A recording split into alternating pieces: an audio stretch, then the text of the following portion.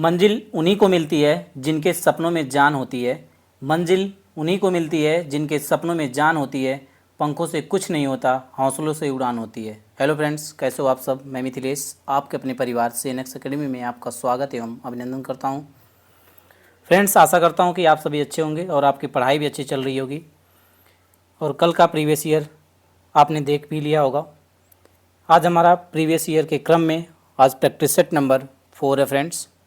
अभी तक मैंने टोटल 20 प्रैक्टिस सेट CDP के कराए हैं और इसमें जो अग्रवाल एग्ज़ाम कार्ड का प्रीवियस ईयर प्रैक्टिस सेट है, इसमें आज का प्रैक्टिस सेट नंबर 4 है। मतलब हमारे अभी तक 24 प्रैक्टिस सेट कंप्लीट हो रहे हैं फ्रेंड्स। EVS के मैंने 10 प्रैक्टिस सेट कराए हैं फ्रेंड्स और हमारी जो दूसरी सीरीज चल रही है उस क्रम में शैलेश सर आप सभी को GS के टोटल 25 प्रैक्टिस सेट कराए हैं और साइंस का भी अभी तक 10 प्रैक्टिस सेट कंप्लीट होने जा रहा है फ्रेंड्स। जो भी स्टूडेंट्स BSSC की तैयारी कर रहे हों वह उस वीडियो को देख सकते हैं। UP TET, C TET, U TET, J TET जो भी टीचिंग एग्ज़ाम से स्टूडेंट जुड़े हुए हैं वह भी है इस प्रैक्टिस सेट को देख सकते हैं फ्रेंड्स। आइए ज़्यादा टाइम ना वेस्ट करते हुए हम प्रैक्टिस सेट को स्टार्ट करते हैं। सिलेबस के बारे में मैंने पहले भी डिस्कशन किया है फ्रेंड्स। आइए सीधे क्वेश्चंस की तरफ चलते हैं। CDP में आप सभी को पढ़ा रहा हूँ बाल विकास एवं शिक्षण शास्त्र। CDP का मतलब चाइल्ड डेवलपमेंट एंड पेडागोजी। इसी क्रम में आपका क्वेश्चन नंबर 1 है, पियाजे का मुख्य रूप से किसके अध्ययन के लिए जाने जाते हैं। पियाजे जो हैं मुख्य रूप से किसके अध्ययन के लिए जाने जाते हैं फ्रेंड्स। इनके बारे में मैंने डिटेल में एक्सप्लेन भी किया है, पहले कई बार हमने एक्सप्लेन किया है। आप बताएं आपका इसमें करेक्ट आंसर क्या होगा। ऑप्शन ए भाषा विकास, ऑप्शन बी यौन विकास, ऑप्शन सी संज्ञानात्मक विकास, ऑप्शन सी सामाजिक विकास मतलब सोशल डेवलपमेंट। संज्ञानात्मक मतलब होता कौशल, संज्ञानात्मक मतलब होता फ्रेंड्स कॉग्निटिव डेवलपमेंट, भाषा विकास का हो गया लैंग्वेज डेवलपमेंट। तो फ्रेंड्स आपका राइट आंसर इसमें क्या होगा, आपका राइट आंसर इसमें क्या होगा, ऑप्शन नंबर सी आपका करेक्ट आंसर होगा, जो कि क्या है संज्ञानात्मक विकास कॉग्निटिव डेवलपमेंट। जीन पियाजे इनका पूरा नाम है। ये किसके लिए जाने जाते हैं, कॉग्निटिव डेवलपमेंट मतलब संज्ञानात्मक विकास, बालक के संज्ञानात्मक विकास के लिए जाने जाते हैं फ्रेंड्स। ये जो साइकोलॉजिस्ट हैं फ्रेंड्स या भाषा पर इन्होंने काम किया संज्ञानात्मक विकास में, बालक के संज्ञानात्मक विकास के लिए जाने जाते हैं। और इनकी 4 अवस्थाएँ हैं जिसके बारे में मैंने पहले भी डिटेल में इसको एक्सप्लेन अच्छे से किया हुआ है, शॉर्ट फॉर्म में भी किया फ्रेंड्स। इसका शॉर्ट फॉर्म है SPCF।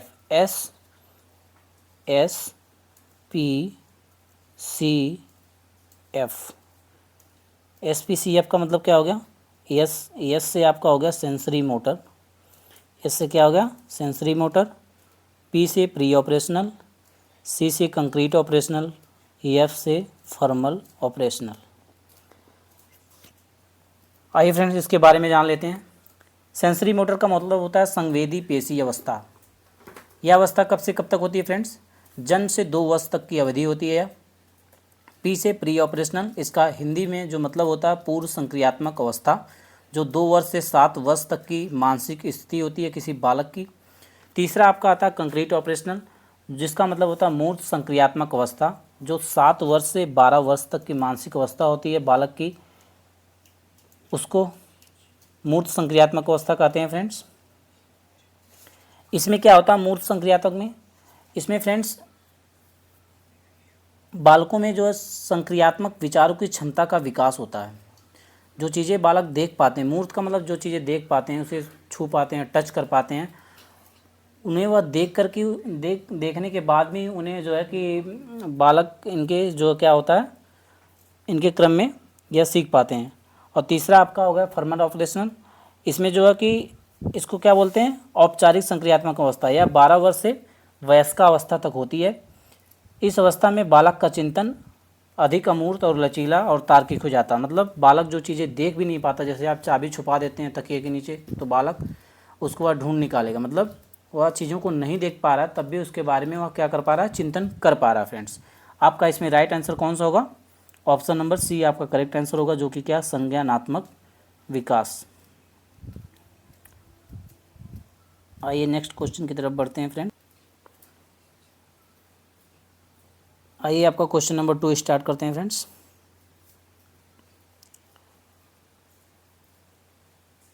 जब मानव शरीर के एक भाग का दिए गए प्रशिक्षण का अंतरण दूसरे भाग में हो जाता है तो इसे कहते हैं। ऑप्शन ए ऊर्ध्व अंतरण, ऑप्शन बी क्षैतिज अंतरण, ऑप्शन सी द्विपार्श्विक अंतरण, option D none of these मतलब इनमें से कोई नहीं। आपका करेक्ट आंसर इसमें क्या होगा? ऑप्शन नंबर सी द्विपार्श्विक अंतरण।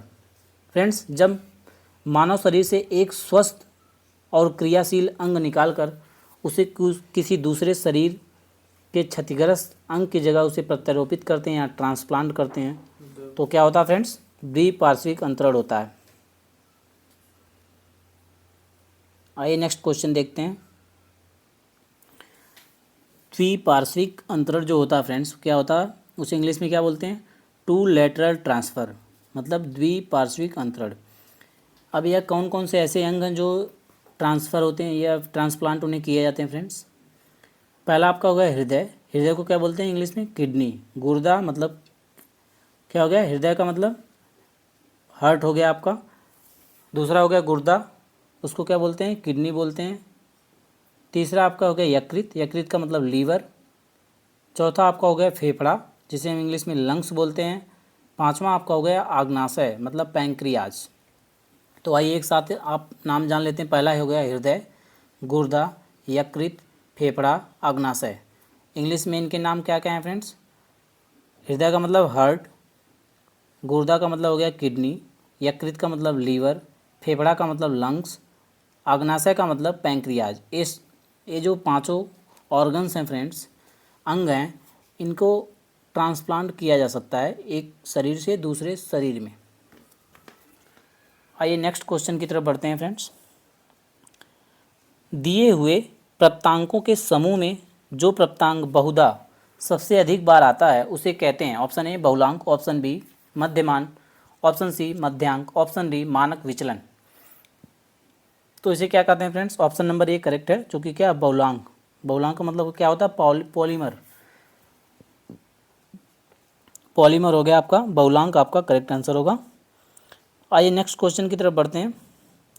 क्रिया प्रसूत अनुकूलन सिद्धांत का प्रतिपादन किसने किया? Option A Pavlov, option B Skinner, option C Thorndike, option D Kohler. आपका करेक्ट आंसर क्या होगा फ्रेंड्स? क्रिया प्रसूत का सिद्धांत किसने दिया? कौन से साइकोलॉजिस्ट हैं जिन्होंने दिया फ्रेंड्स? ऑप्शन नंबर बी आपका करेक्ट होगा, जो कि क्या है? स्किनर। क्रिया प्रसूत का सिद्धांत किसने दिया? स्किनर ने दिया। अब बताइए क्रिया प्रसूत क्या होता है? क्रिया प्रसूत का मतलब ये होता है ऐसा कार्य जो प्राणी सीखते समय करता है। कोई ऐसा क्या कार्य हो गया जो लर्निंग के दौरान जो भी प्राणी या जीव करता है उसे क्या कहते हैं? क्रिया प्रसूत। ठीक है फ्रेंड्स, वीडियो अच्छी लगे तो लाइक, शेयर और चैनल को सब्सक्राइब जरूर करें और इस चैनल को ज़्यादा से ज़्यादा शेयर भी करें। जो भी स्टूडेंट्स टीचिंग से जुड़े हुए हैं, प्रीवियस ईयर देखना चाहते हैं, उन तक यह वीडियो पहुँचे फ्रेंड्स। आइए नेक्स्ट क्वेश्चन देखते हैं। अल्बर्ट बंडूरा निम्न में से किस सिद्धांत से संबंधित हैं? ऑप्शन ए सामाजिक अधिगम सिद्धांत, ऑप्शन बी व्यवहारात्मक सिद्धांत, ऑप्शन सी विकास का संज्ञानात्मक सिद्धांत, ऑप्शन सी विकास का मनो सामाजिक सिद्धांत। आपका करेक्ट आंसर इसमें क्या होगा? ऑप्शन नंबर ए आपका करेक्ट आंसर होगा, जो कि क्या है? सामाजिक अधिगम सिद्धांत। सामाजिक अधिगम सिद्धांत का मतलब सोशल लर्निंग थ्योरी।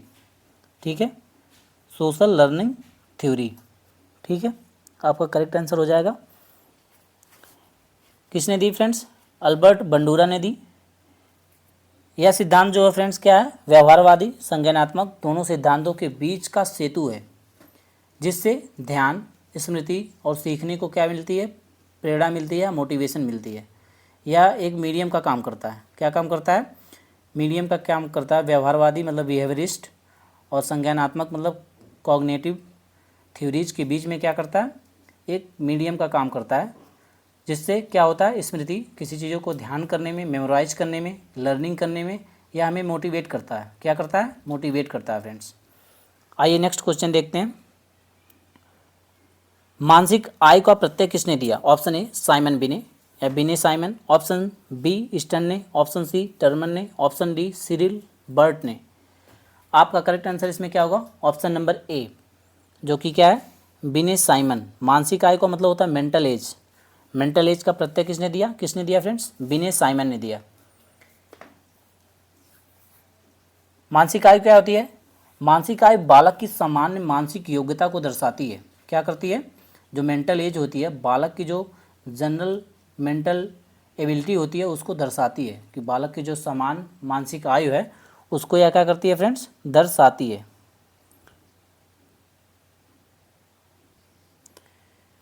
आइए नेक्स्ट क्वेश्चन देखते हैं फ्रेंड्स। निम्नलिखित में से कौन सा सीखने का नियम नहीं है? जो लर्निंग लॉ है फ्रेंड्स, इसमें इनमें से कौन सा नहीं है? ऑप्शन ए तत्परता का नियम, जिसको क्या बोलते हैं? Law of promptness.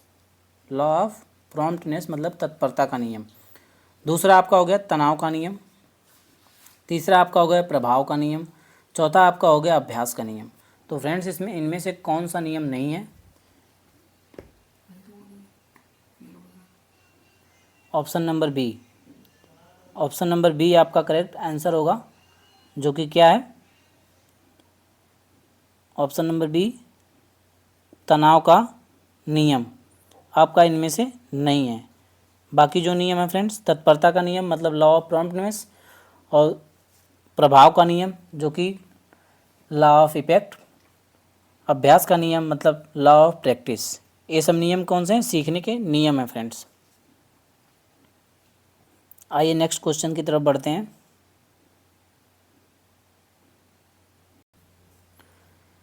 आपका नेक्स्ट क्वेश्चन है सीखने से संबद्ध प्रतिक्रिया सिद्धांत में पावलोव ने प्रयोग किया।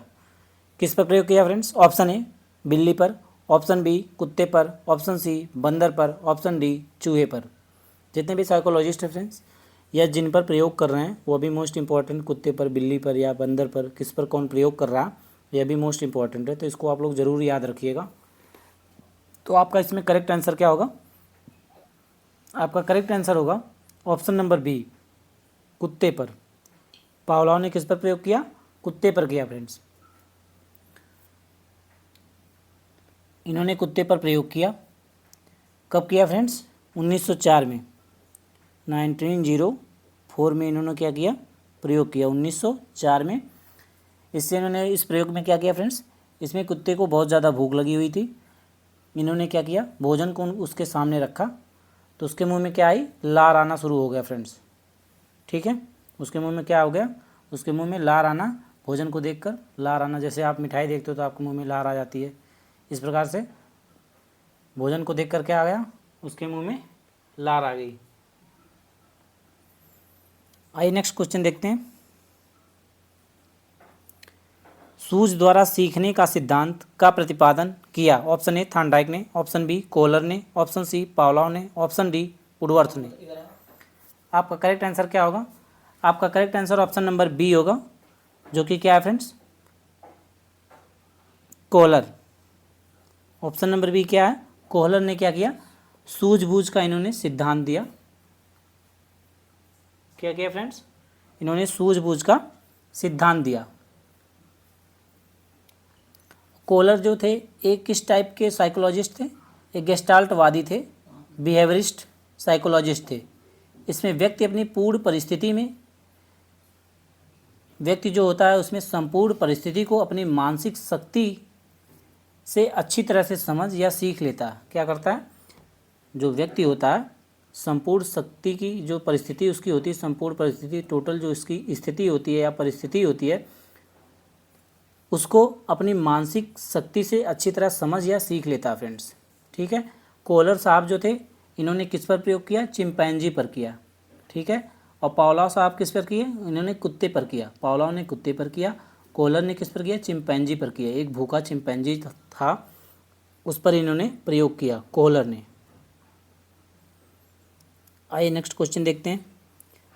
कार्य को आरंभ करने, जारी रखने और नियमित रखने की प्रक्रिया। ऑप्शन ए प्रेरणा, ऑप्शन बी संवेदना, ऑप्शन सी सीखना, ऑप्शन डी प्रत्यक्षीकरण। आपका करेक्ट आंसर क्या होगा? ऑप्शन नंबर ए प्रेरणा। प्रेरणा का मतलब होता है मोटिवेशन। कार्य को आरंभ और जारी रखने के लिए, नियमित रखने के लिए क्या होनी चाहिए? प्रेरणा होनी चाहिए, मोटिवेशन होनी चाहिए। आपको स्टडी करनी है तो आपके अंदर मोटिवेशन होना चाहिए, जो कि इंटरनल मोटिवेशन होना चाहिए, ना कि एक्सटर्नल। क्योंकि इंटरनल मोटिवेशन होता है वो अस्थायी होता है फ्रेंड्स और परमानेंट होता है, बल्कि जो एक्सटर्नल मोटिवेशन होता है वह कुछ क्षणिक मोटिवेशन होता है। आप किसी चीज़ों को देखकर, बाहर चीज़ों को देख करके आप आकर्षित होते हैं। जैसे कि आपने किसी की गाड़ी देख ली, कोई अमीर आदमी है वो शान शौकत कर रहा, आप उसको देख कर रहे हैं, बल्कि आप इंटरनली जब मोटिवेट होंगे तो आप उस चीज़ों को ज़्यादा से ज़्यादा काफ़ी समय तक धैर्य रखकर सीखने का प्रयत्न करेंगे। तो इंट्रिंसिक जो मोटिवेशन होता है, इंटरनल मोटिवेशन, वो बहुत ही मोस्ट इम्पॉर्टेंट होता है किसी कार्य को करने, जारी रखने और नियमित रखने के लिए फ्रेंड्स। आइए नेक्स्ट क्वेश्चन देखते हैं।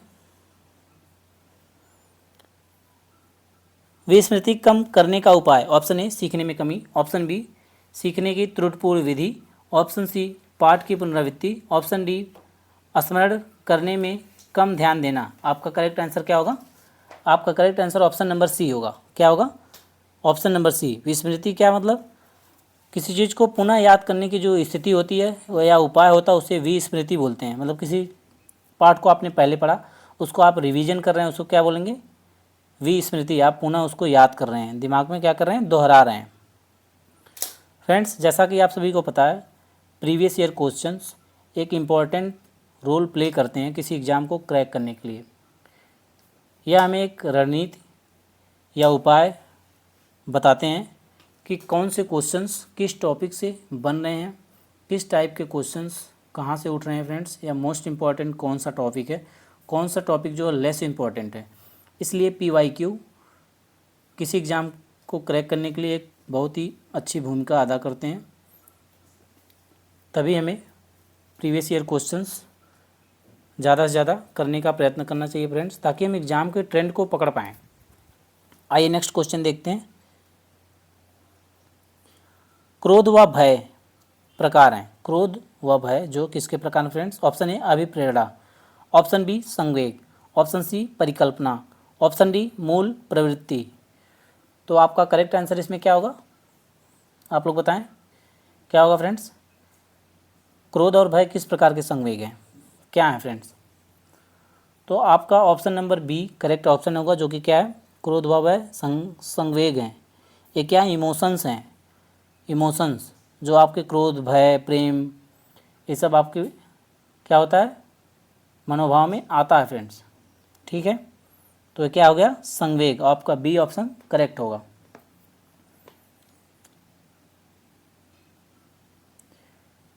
यह जो क्या होता है फ्रेंड्स, बच्चों में क्या होता है? संवेग वातावरण व्यक्तित्व के भावात्मक तत्व एवं परिस्थितियों के प्रतिभावों को क्या करता है? व्यक्त करता है। ठीक है, संवेग कई प्रकार के होते हैं, इमोशंस कई प्रकार के होते हैं फ्रेंड। जैसे भय, भय का मतलब फियर, घृणा, घृणा का मतलब हेट, करुणा, इसको इंग्लिश में क्या बोलते हैं? मर्सी, दुख, दुख का मतलब क्या हो गया? दुख का मतलब क्या हो गया? क्या बोलेंगे इसको दुख को? वंडर मतलब आश्चर्य, भूख का मतलब हंगर। ठीक है, स्वाभिमान आपका हो गया, सेल्फ रिस्पेक्ट, क्रोध का मतलब एंगर, दुख का मतलब होता है फ्रेंड्स सैडनेस। ठीक है, सैड जो आप होते हैं उसे दुख बोलते हैं। तो आपका क्या हो गया? भय, घृणा, करुणा, दुख, आश्चर्य, भूख, स्वाभिमान, क्रोध, वात्सल्य, ये सब क्या हैं? आपके इमोशंस हैं, संवेग हैं, वेग हैं। ठीक है, इसको इंग्लिश में क्या बोलेंगे? Fear, hate, mercy, sadness, wonder, hunger, self respect, anger, Vatsal का मतलब अफेक्शन, लव। ठीक है, ये सभी क्या हैं? आपके संवेग हैं।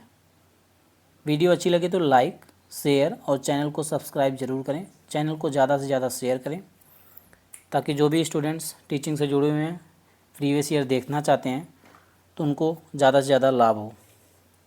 फ्रेंड्स, आइए नेक्स्ट क्वेश्चन देखते हैं।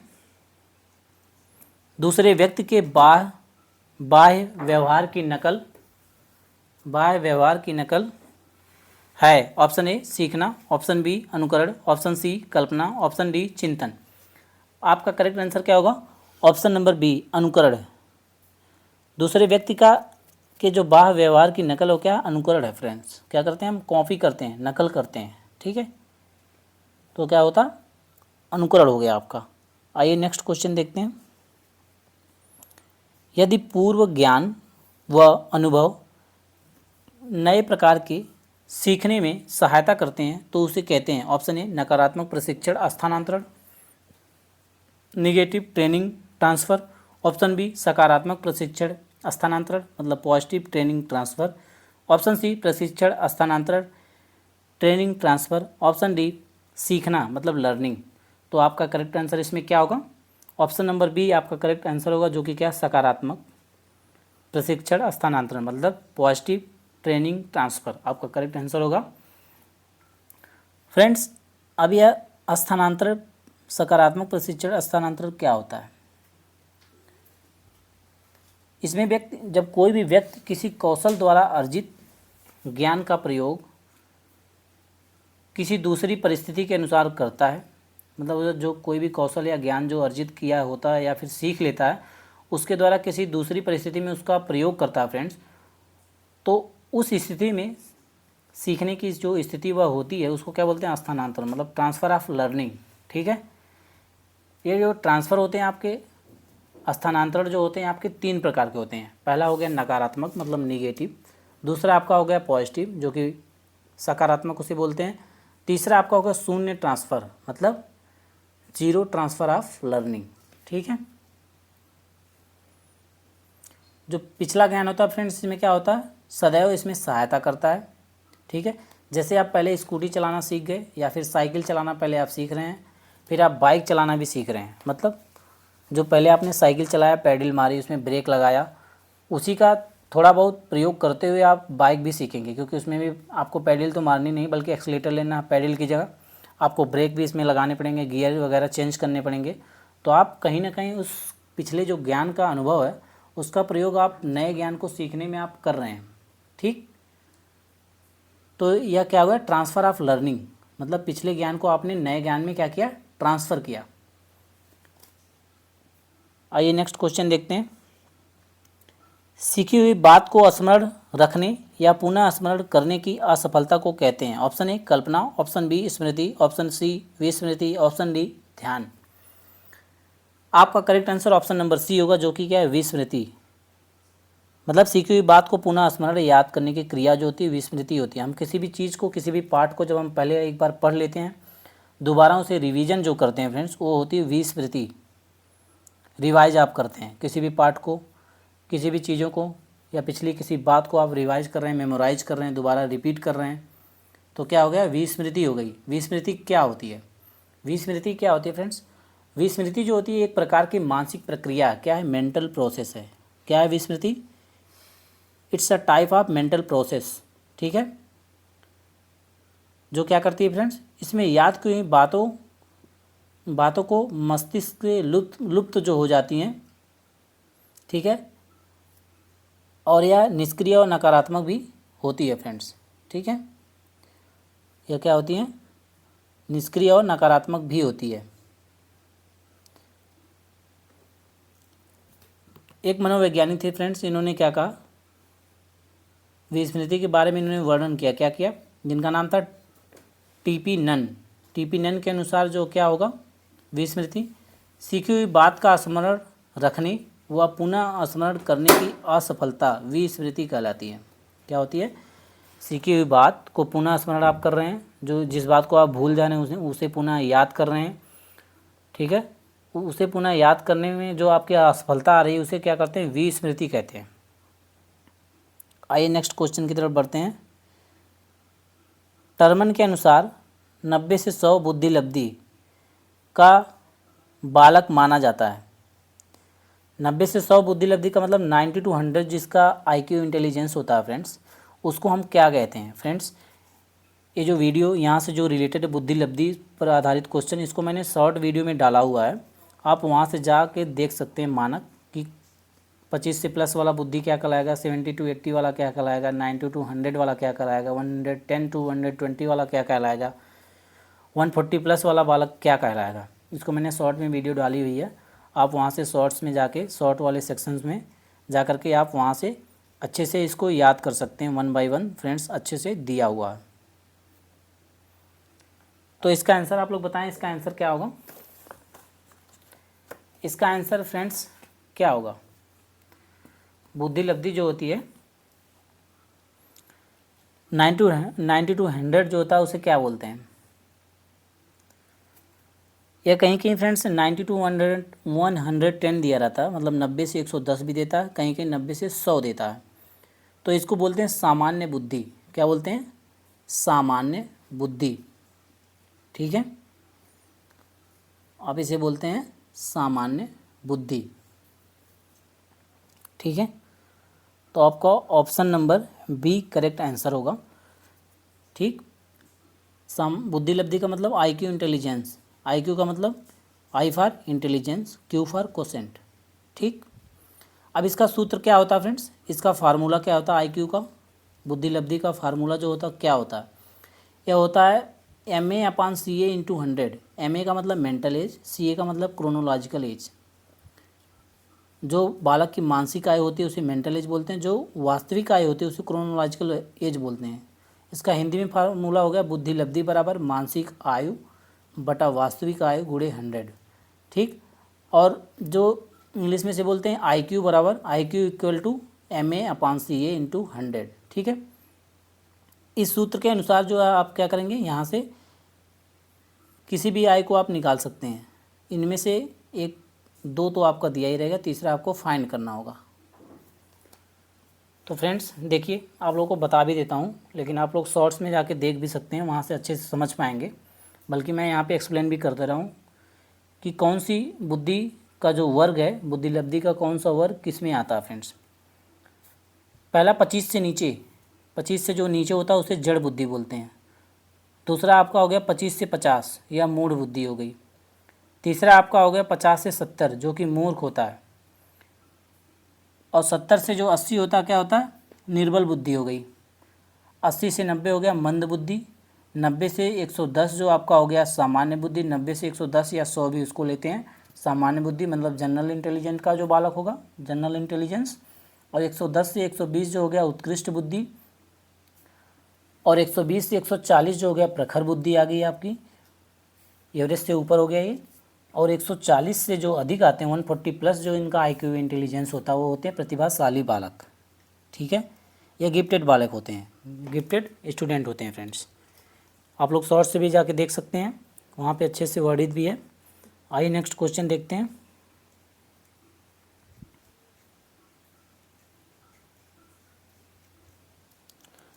आइए नेक्स्ट क्वेश्चन देखते हैं फ्रेंड्स। हाल का सिद्धांत निम्न में से किसकी व्याख्या करता है?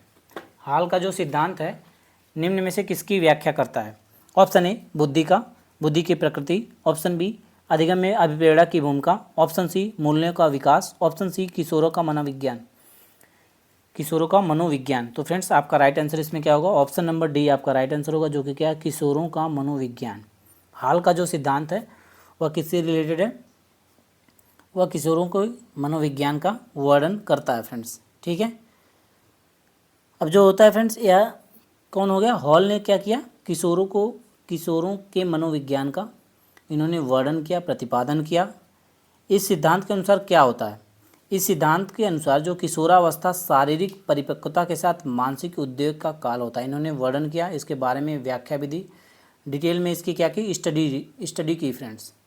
क्या हुआ इसमें? इन्होंने बताया कि जो किशोर होते हैं उनके शारीरिक परिपक्वता के साथ साथ, मतलब जो फिजिकल इनमें डेवलपमेंट होता है, जो फिजिकल मैच्योरिटी इनमें आती है, उसके साथ साथ इनका मानसिक उद्वेग भी होता है, मानसिक ब्रेन स्टॉर्मिंग भी होती है, मानसिक मतलब मेंटल जो होता है उनमें क्या होता है? उथल पुथल भी होती है उसी के साथ साथ।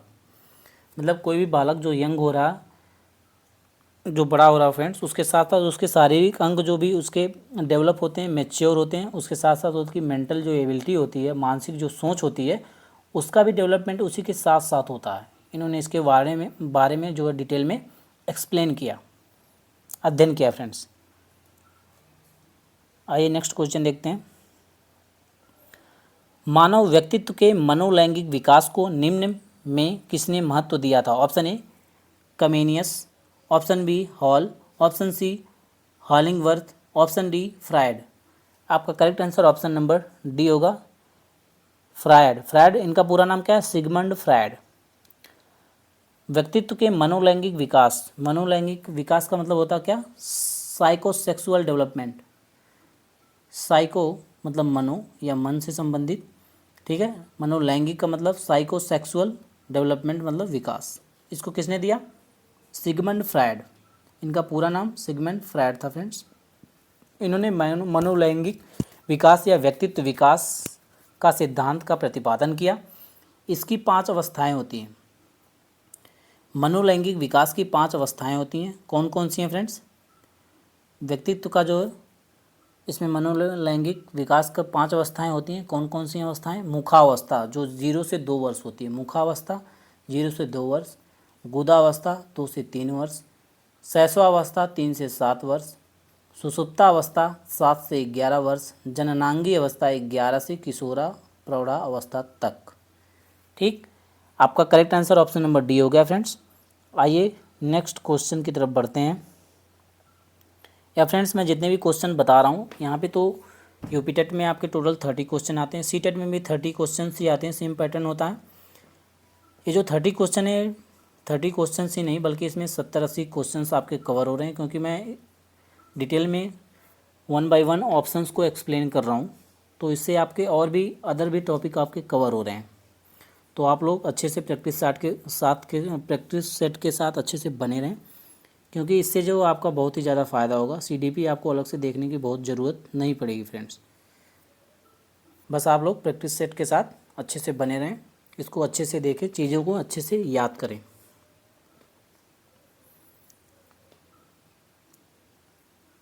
आइए नेक्स्ट क्वेश्चन देखते हैं। मनोविज्ञान की प्रथम प्रयोगशाला किसने स्थापित की?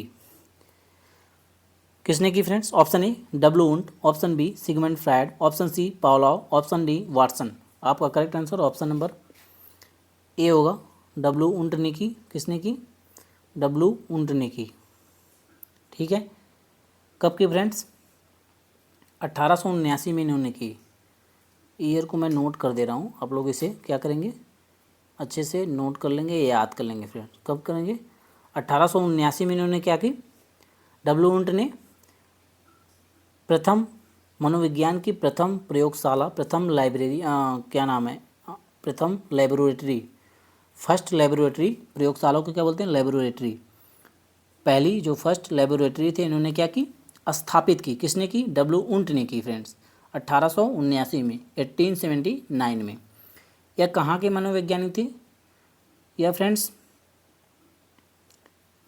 जिपलिंग जर्मनी में इन्होंने क्या किया?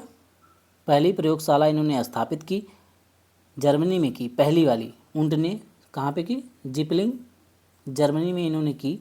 और भारत में पहली प्रयोगशाला मनोविज्ञान की कब कहाँ पे स्थापित हुई फ्रेंड्स? भारत में सबसे पहले 1916 में कलकत्ता विश्वविद्यालय में जो है यह लाइब्रेरी स्थापित हुई। भारत में कब हुई? ये तो जो 1879 है, ये कहाँ का है? ये जो है जर्मनी का है। ठीक, बल्कि भारत में मनोविज्ञान की पहली प्रयोगशाला स्थापित हुई कब हुई? 1916 में हुई। कब हुई? 1916 में। भारत के लिए कब हुई? 1916। ठीक, कहाँ पे हुई? कलकत्ता में हुई, कलकत्ता, CULCUTTA। ठीक, राइटिंग थोड़ा ख़राब है फ्रेंड्स, इसको आप लोग मैनेज कर लीजिएगा। 1916 में कहाँ पे हुई? कलकत्ता में इन्होंने की। किसने की फ्रेंड्स? डॉक्टर NN सेनगुप्ता, इनके नेतृत्व में पहली प्रयोगशाला मनोविज्ञान की, साइकोलॉजिस्ट की पहली लेबोरेटरी स्थापित हुई कलकत्ता विश्वविद्यालय में। ठीक, और जो पहली प्रयोगशाला की बात करें अगर उस तरह दुनिया में, तो सबसे पहले किसने किया? उंट ने किया 1879 में, जर्मनी में। ठीक, आइए नेक्स्ट क्वेश्चन की तरफ बढ़ते हैं फ्रेंड्स। गेस्टाल्ट मनोविज्ञान की आधारशिला किसने रखी? Option A Franz Brentano, option B Max Wertheimer, option C Edgar Rubin, option D Kurt Lewin. आपका करेक्ट आंसर क्या होगा? आपका correct answer option number B होगा, मैक्स वर्दाइमर या मैक्स वर्दिमर। इसमें आपका करेक्ट आंसर होगा। इन्होंने क्या की फ्रेंड्स? गेस्टाल्ट मनोविज्ञान की आधारशिला रखी। कब रखी? 1912 में। कब रखी? 1912 12 मई 1912 में इन्होंने गेस्टाल्ट मनोविज्ञान की क्या की, आधारशिला रखी। आइए नेक्स्ट क्वेश्चन देखते हैं। संगणन सिद्धांत निम्न में से किससे संबंधित है? ऑप्शन ए अधिगम, ऑप्शन बी अभिप्रेरणा, ऑप्शन सी स्मृति, ऑप्शन डी सृजनात्मकता मतलब क्रिएटिविटी। तो फ्रेंड्स आपका करेक्ट आंसर इसमें क्या होगा? ऑप्शन नंबर सी आपका करेक्ट आंसर होगा, जो कि क्या है? स्मृति, मेमोरी। संगणन सिद्धांत किससे संबंधित है फ्रेंड्स? स्मृति से संबंधित है, मेमोरी से संबंधित है फ्रेंड्स। मेमोरी क्या होती है? यह एक मानसिक प्रक्रिया है, मेंटल प्रोसेस है, ठीक है। जिसमें क्या होता है फ्रेंड्स? मेमोरी में क्या होता है? जिसमें व्यक्ति की धारण की गई विषय वस्तु का पुनः स्मरण करके चेतना में लाकर उसका क्या होता है? प्रयोग होता है फ्रेंड्स। क्या होता है? उसका प्रयोग होता है। मेमोरी में हम क्या करते हैं? मेमोरी में हम किसी विषय वस्तु को क्या करते हैं? पुनः स्मरण करके हम चेतना में लाने का प्रयत्न करते हैं या उपयोग करते हैं फ्रेंड्स। आइए नेक्स्ट क्वेश्चन की तरफ बढ़ते हैं। क्षेत्र सिद्धांत निम्न में से किस वर्ग का योगदान है? ऑप्शन ए व्यवहारवादियों का, व्यवहारविदों का, ऑप्शन बी संरचनाविदों का, ऑप्शन सी मनोविश्लेषकों का, ऑप्शन सी गेस्टाल्टवादियों का। आपका करेक्ट आंसर इसमें क्या होगा? ऑप्शन नंबर डी आपका करेक्ट आंसर होगा, जो कि क्या? गेस्टाल्टवादियों का। आइए नेक्स्ट क्वेश्चन की तरफ बढ़ते हैं। भाटिया बैटरी का प्रयोग निम्न में से किसके मापन हेतु किया गया? ऑप्शन ए व्यक्तित्व का, ऑप्शन बी रुचि का, ऑप्शन सी बुद्धि का, ऑप्शन सी अभिक्षमता का। आपका करेक्ट आंसर क्या होगा? ऑप्शन नंबर सी आपका करेक्ट आंसर होगा friends. Option number C. Bhatia battery किससे रिलेटेड है? बुद्धि से रिलेटेड है, इंटेलिजेंस से रिलेटेड है। अब इसका प्रयोग कब किया गया फ्रेंड्स? इसका परीक्षण कब किया गया? 1955 में किया गया, 1955, 1955 में, ठीक है। किसने किया friends? Professor CM Bhatia. Bhatia के नाम पे इस बैटरी का नाम क्या पड़ा? भाटिया बैटरी पड़ा। इनका क्या नाम था? Professor CM Bhatia. इन्होंने इसे बुद्धि परीक्षण के लिए तैयार किया, ठीक है। और इसका एक अन्य नाम भी है, इसका अन्य नाम है, ठीक है। कौन सा नाम है? Bhatia battery of performance test of intelligence. इसका दूसरा नाम क्या है भाटिया बैटरी का? Bhatia battery of performance test of intelligence. इसमें टोटल 5 प्रमुख बौद्धिक उप परीक्षण होते हैं। इसमें टोटल क्या होते हैं? 5 प्रमुख भौतिक उप परीक्षण होते हैं फ्रेंड्स। आइए नेक्स्ट क्वेश्चन की तरफ बढ़ते हैं। आपका नेक्स्ट क्वेश्चन है फ्रेंड्स, अभिक्रमायोजित अधिगम का प्रत्यय किसने दिया? ऑप्शन ए हल ने, option B Thorndike, option C Skinner, option D Watson. आपका करेक्ट आंसर क्या होगा इसमें? Option number C Skinner. Skinner आपका करेक्ट आंसर होगा, जो कि क्या है? इसने क्या किया? अभिक्रमायोजित अधिगम का इन्होंने सिद्धांत प्रतिपादित किया। आइए नेक्स्ट क्वेश्चन देखते हैं। व्यवहारिक क्षमताओं में वह सापेक्ष अस्थायी परिवर्तन जो कि प्रबलित अभ्यास का परिणाम होता है उसे क्या कहते हैं? ऑप्शन ए अधिगम, ऑप्शन बी अभिप्रेरणा, ऑप्शन सी अभिवृत्ति, ऑप्शन डी अभिक्षमता। ऑप्शन ए आपका करेक्ट आंसर होगा, जो कि क्या? अधिगम। क्या है फ्रेंड्स? अधिगम। अधिगम क्या होता है फ्रेंड्स? अधिगम का मतलब होता है लर्निंग। जो चीज़ें हम सीखते हैं, सीखना, उसको क्या कहते हैं? अधिगम, लर्निंग। अधिगम को इंग्लिश में हम क्या बोलते हैं? लर्निंग बोलते हैं। व्यवहारिक क्षमताओं के सापेक्ष अस्थायी जो परिवर्तन आता, जो प्रचलित अभ्यास का परिणाम होता है फ्रेंड्स, उसे क्या कहते हैं? अधिगम बोलते हैं। सीधा सिंपल सा मतलब इसका है। अधिगम का मतलब आप जान लीजिए सीखना। सीखना को इंग्लिश में क्या बोलते हैं? लर्निंग, ठीक है। जो भी चीज़ें हम सीखते हैं वो क्या होता है? हमारा अधिगम होता है। आइए नेक्स्ट क्वेश्चन देखते हैं। संज्ञान किस बुद्धि के सिद्धांत का हिस्सा है? संज्ञान जो है किस बुद्धि के सिद्धांत का हिस्सा है? ऑप्शन ए प्रतिदर्श सिद्धांत, ऑप्शन बी समूह कारक सिद्धांत, ऑप्शन सी गिलफोर्ड का सिद्धांत, ऑप्शन डी फ्लूइड क्रिस्टलाइड सिद्धांत। आपका करेक्ट आंसर इसमें क्या होगा?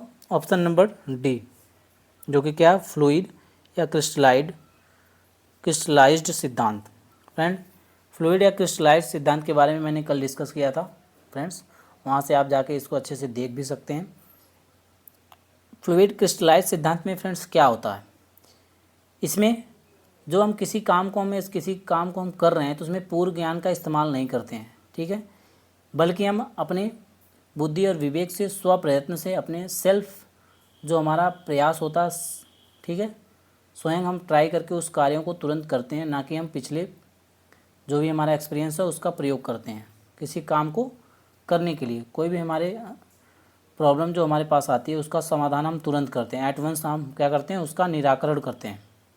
तो उसे क्या बोलते हैं, फ्लूइड क्रिस्टलाइज सिद्धांत या फ्लूइड क्रिस्टलाइज थ्योरी।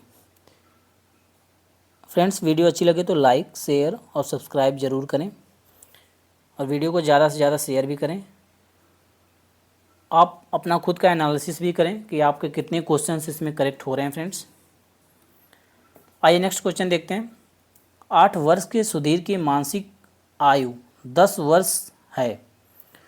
कोई बालक है जो सुधीर नाम का है फ्रेंड्स, वह कितना है, वो 8 वर्ष का बालक है, लेकिन उसकी मानसिक आयु 10 वर्ष है, ठीक है। तो क्या हो गया, उसका आईक्यू इंटेलिजेंस मतलब ज़्यादा ही होगा। उसकी बुद्धि लब्धि कितनी होगी, मतलब आईक्यू पूछ रहा है, इसमें क्या होगा। तो आपको जो मैंने फार्मूला पहले बताया हुआ था, MA/CA × 100। MA का मतलब मानसिक आयु बटा वास्तविक आयु गुणे 100, ठीक है, MA/CA × 100। इस फार्मूले से आप क्या कर सकते हैं, इसको निकाल सकते हैं, ठीक है, इसको क्या कर सकते हैं, निकाल सकते हैं। अब देख लीजिए सुधीर की मानसिक आयु कितना है, हम बता देता हूँ। सुधीर की मानसिक आयु कितना है, मानसिक आयु सुधीर की है कितनी, 10 वर्ष। तो MA/CA होता है ना, MA, इसको शॉर्ट फॉर्म में लिख रहा हूँ, आप लोग समझ लीजिएगा। MA का मतलब मेंटल एज, ठीक है, CA का मतलब क्रोनोलॉजिकल एज। मानसिक आयु, मेंटल एज का मतलब मानसिक आयु, CA का मतलब क्रोनोलॉजिकल एज, इसका मतलब होता है वास्तविक आयु गुणे 100। अब फार्मूला आपका ये है। तो मानसिक आयु कितना दी हुई है, मानसिक आयु आपकी दी हुई 10 वर्ष, ठीक है। तो 10 MA हो गया अपान CA मतलब क्रोनोलॉजिकल एज जो हो गया। वास्तविक आयु उसकी कितनी है, 8 वर्ष का सुधीर है, लेकिन उसकी मानसिक आयु 10 वर्ष है। तो 8 वर्ष उसका क्या हो गया, वास्तविक आयु होगी 8 वर्ष, ठीक है। इंटू आप 100 कर दीजिए, कितना कर दीजिए, इंटू 100। तो टोटल क्या हो जाएगा आपका, कितना हो जाएगा, तो 1000 अपान कितना हो जाएगा, 1000 अपान 8 हो जाएगा, ठीक है। अब इसको आप कट करके कितना लाएंगे, तो क्या हो जाएगा, 8 दूना 16, जो कि ज़्यादा हो जाएगा। तो क्या करेंगे हम, पहले 8 1 जा 8 करेंगे, ठीक है। तो 8 2 10 हो जाएगा, तो 20 हो जाएगा आपका, ठीक है।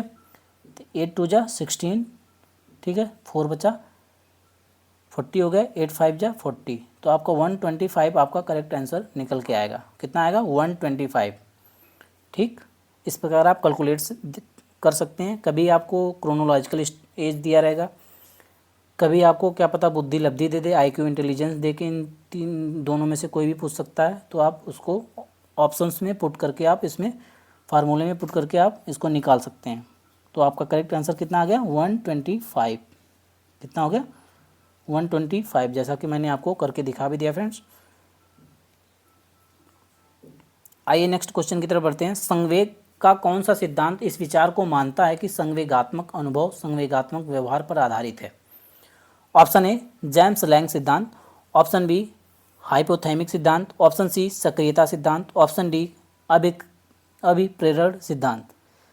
आपका इसमें करेक्ट आंसर जो होगा क्या होगा फ्रेंड्स, ऑप्शन नंबर ए आपका करेक्ट आंसर होगा।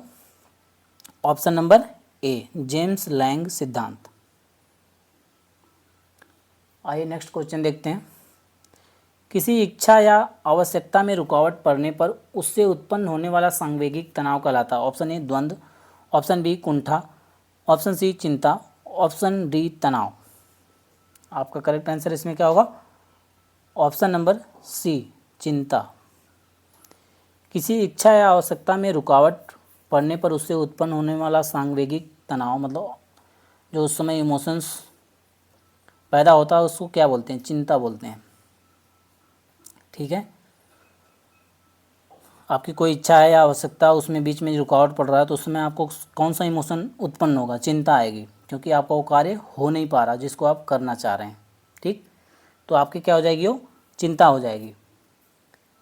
ठीक है, चिंता क्या कहलाती है फ्रेंड्स? किसी इच्छा या आवश्यकता में रुकावट पड़ने पर उसमें जो उत्पन्न होने वाला इमोशंस है, संवेग है, उसको हम क्या बोलेंगे? चिंता बोलेंगे। ठीक है, चिंता हमारे संवेगों के संबंधित होती है। ठीक है, जब चिंता व्यक्ति करता है तो उसकी मनोदशा भी परिवर्तित हो जाती है, उसकी मानसिक स्थिति भी परिवर्तित हो जाती है। आइए नेक्स्ट क्वेश्चन देखते हैं। यह हमारा लास्ट क्वेश्चन है फ्रेंड्स। कोहलबर्ग का सिद्धांत निम्न में से विकास से संबंधित है। किस विकास से संबंधित है फ्रेंड्स? ऑप्शन ए भाषा विकास, ऑप्शन बी सामाजिक विकास। भाषा विकास का मतलब लैंग्वेज डेवलपमेंट, सामाजिक विकास का मतलब सोशल डेवलपमेंट, ऑप्शन सी नैतिक विकास मतलब मोरल डेवलपमेंट, या फिर शारीरिक विकास मतलब फिजिकल डेवलपमेंट। तो आप बताएं, आप इसमें करेक्ट आपका आंसर क्या होगा? कोहलबर्ग किससे संबंधित है? कोहलबर्ग जो हैं नैतिक विकास से संबंधित हैं। किससे? मोरल डेवलपमेंट से संबंधित हैं कोहलबर्ग। ठीक है फ्रेंड्स, कोहलबर्ग जो हैं नैतिक विकास से संबंधित हैं। फ्रेंड्स, जितने भी साइकोलॉजिस्ट हैं ये मोस्ट इम्पॉर्टेंट हैं। कभी कभी इनका कथन भी पूछ देता है, कभी कभी इनकी स्टेजेज पूछता है। तो जितने भी साइकोलॉजिस्ट हैं ये मोस्ट इम्पॉर्टेंट हैं। इसको मैं डिटेल में भी आपके बीच में लेके आऊँगा फ्रेंड्स, अच्छे से इसको कराऊँगा भी। तब तक आप लोग प्रैक्टिस चार्ट के साथ बने रहें। फ्रेंड्स, वीडियो अच्छी लगे तो लाइक, शेयर और सब्सक्राइब ज़रूर करें। मिलते हैं नेक्स्ट वीडियो में। Thanks for watching this video.